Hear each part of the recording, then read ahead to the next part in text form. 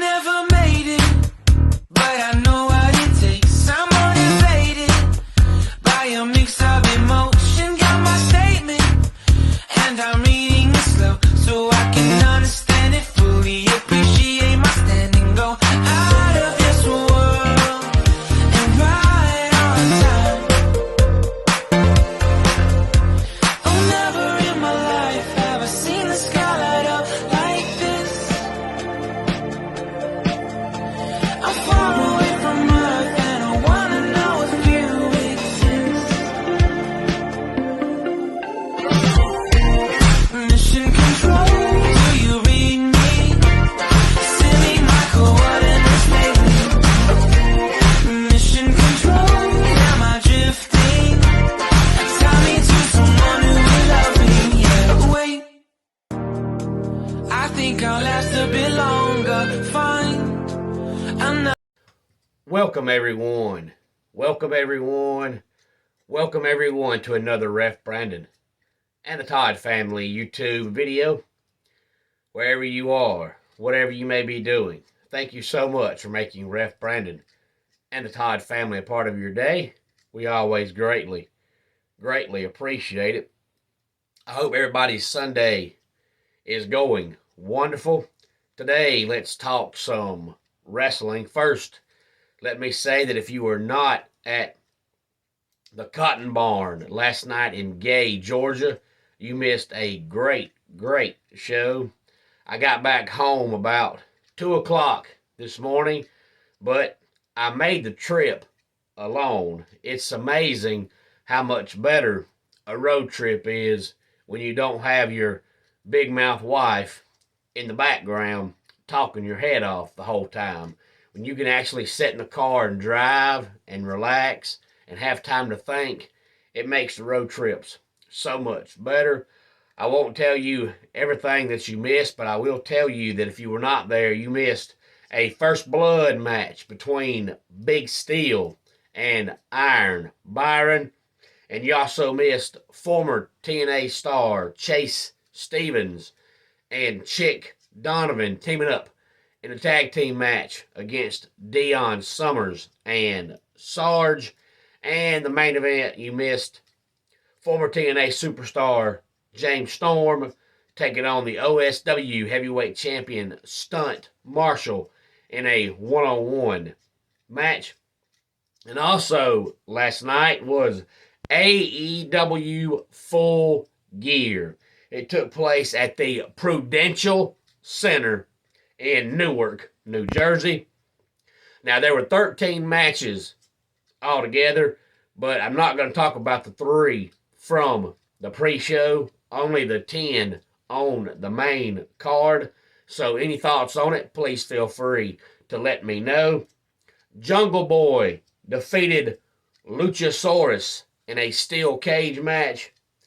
Death Triangle defeated the Elite. Jade Cargill beat Nyla Rose to retain the AEW TBS Championship. Chris Jericho defeated Bryan Danielson, Claudio Castagnoli, and Sammy Guevara for the Ring of Honor World Championship. And I personally wish Tony Khan would do something with Ring of Honor besides have them wrestle on pay-per-views and occasionally on Dynamite.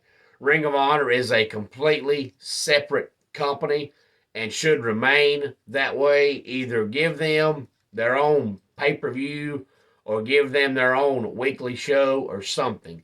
Don't just take a bunch of random guys, throw them together for the Ring of Honor World Championship. You're not helping that company whatsoever. It makes absolutely no sense, but it's just another way of Tony Khan showing that he has no idea what he's doing.